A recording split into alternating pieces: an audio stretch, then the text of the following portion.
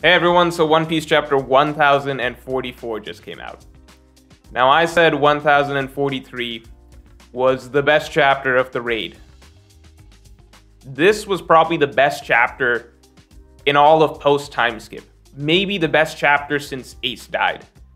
This chapter, where to begin? So everything I have to say about the fruit, right?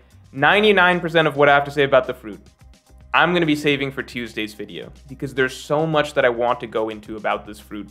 Narratively, symbolically, how brilliantly thought out this was as a final form for Luffy that is meaningful in so many different ways. But I think the simplest thing that I can say here is what was important from the start was that the awakening that Luffy was undergoing, that we saw at the end of 1043, this mysterious development with his Gum Gum fruit not being the Gum Gum fruit, all of these hints being dropped, right? The important thing was that whatever came out of this, it had to feel true to Luffy. It had to feel like this wasn't some sudden change that's happening really late in the game that's throwing everything we knew about Luffy and his fruit on its head. It had to feel true to everything that he's been so far and everything that his ability has been so far. And that's what shocked me in terms of how it worked so well. So first of all, the fact that it was ultimately the Hito Hito no Mi model Nika, right? That's something that was probably impossible to predict for most people because I think most people assumed that it would not be a mythical Zoan based off of a mythical deity that Oda created for his own series, right? So that's where Oda basically got us. Because, I mean, I'm not going to reference the other theories being thrown around. I think there was a lot of great reasoning around, around all of these other theories, but this was the only one that felt really, the way Oda went with this, it felt the most true to Luffy's character so far, and what we knew of his abilities so far, and it felt like an organic step forward in his abilities rather than a change in direction into something new. I think the text box that really, the little bit of lore that we're getting around the Nika fruit, right, as the Gorosei are explaining it, right, the idea that this has always been a fruit that's actually managed to somehow evade capture from the world government, as though the spirit of the fruit, the spirit of the fruit itself is freedom, right? And they're talking about how the fruit, now in its awakened form, you can fight even more freely than before, right? Everything's fitting into what we would expect of Luffy's final fighting style, right? An evolution of Luffy's fighting style. And the panel I think that really got me and sold me was when they said, this is the most ridiculous power in the world. Most ridiculous power in the world. Not, the most broken, OP, destructive force. It's not the Gura Gura no Mi. This feels so right to Luffy. It's the most ridiculous power in the world.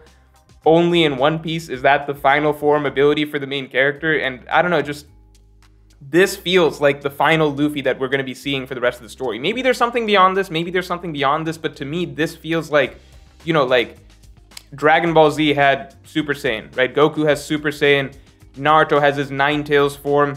Luffy has this. This is the, the Luffy's ultimate stage, right? This is his, it feels as final formy as it can get. I mean, it's Gear 5th. And it blows, by the way, Gear 4th, Gear 3rd, Gear 2nd, all of those reveals out of the water. Even when Gear 4th came out, right? Gear 4th, great reveal. I mean, obviously a very epic, memorable chapter. I never felt as though Gear 4th lived up to the hype of Gear 2nd just because of the novelty of Gear 2nd. This is me personally. The novelty of Gear 2nd when it first came out. Luffy had never had a power-up before. We didn't understand what was happening. Gear 4th, I think a lot of people kind of knew that was sort of in the works, probably from post-time skip. A lot of people were kind of like waiting on Luffy to unveil something along those lines. And the unveiling of Gear 4th, it was specifically meant to mirror Gear 2nd in many ways, right? Even the chapter number down to the, down to that detail. So both those power-ups, again, very iconic power-ups. I'd still place Gear 2nd a little bit ahead in my book for the novelty of it. The way they came out and, the seriousness and the tone that came with those, I love the fact that Gear 5th, the most important one, the one that we very possibly, this is the one that we're going to be following for the rest of the story, right? This one was just a completely different direction. A completely different direction.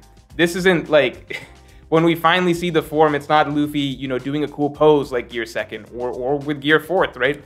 He's not, got his fist on the ground or in this, action pose or anything like that. Gear 5th is Luffy rolling on the floor laughing. That is when we get the full image of Gear 5th.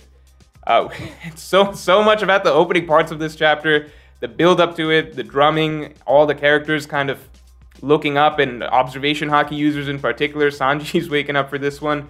A pity we couldn't see the rest of the Straw Hats, but they're not observation hockey users. They're not going to be picking up on this. Obviously, we saw Nami's reaction, but, you know, Kid, Law, everybody looking up, Kaido realizing something's going on, and Luffy, it's not, you know, some really crazy, like, again, it's not like the other gears or anything like that. He's on cloud 9. That's literally it for the beginning of this chapter. He's just filled with so much ridiculous, boundless, brimming confidence and just certainty in himself. It's crazy, and he just calls it Gear 5th on a whim. You know, that opening little monologue from Luffy where he's so happy and cheerful and carefree. I don't think we've ever seen him talking like that in a scenario quite like this with the stakes this high. So, I don't know, I just loved everything about the way that we led towards the unveiling of, you know, the form and what it can do. I love what the form actually is. Again, I'm going to be elaborating on that much more in this coming week's video. Let me talk briefly about the Hiyori Orochi section. Even though I could not care less, I think, at this moment in time about Hiyori and Orochi, I think in general I'm just never going to care about... Never is a strong word. But I think I find it very difficult for myself to care about either of them right now, especially in this scenario. But I will give Oda great props for something that I think might be going a little underappreciated at the moment, which is, yes, Onigashima has been messy in many ways.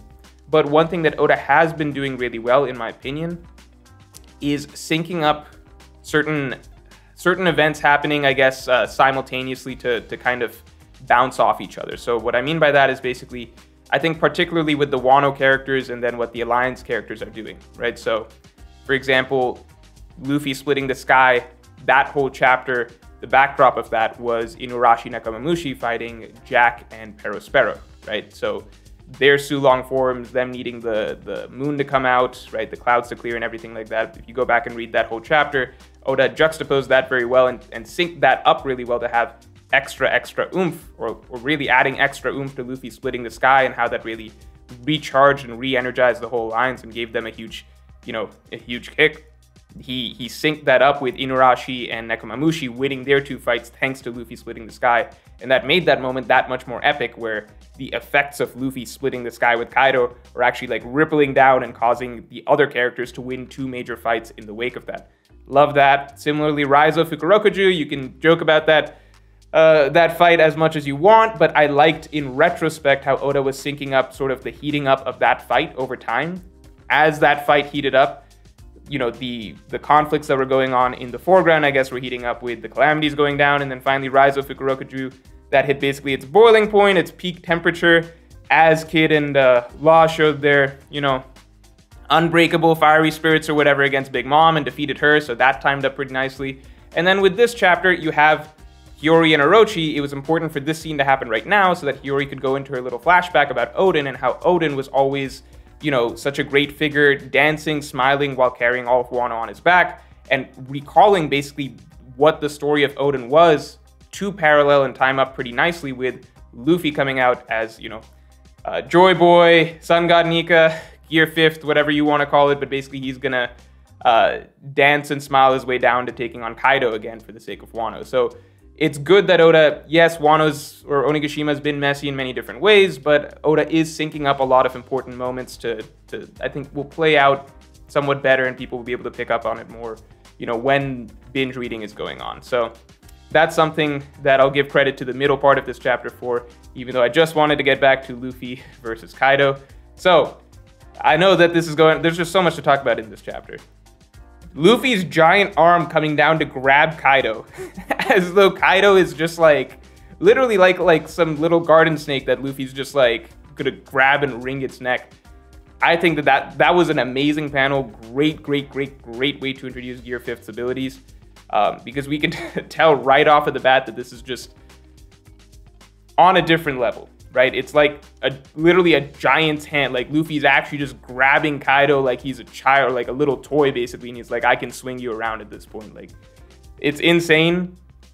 The new type of ability that Luffy is fighting with it's full Toonverse at this point. Like, he's gone full Looney Tunes. Kaido's got stars circling his head.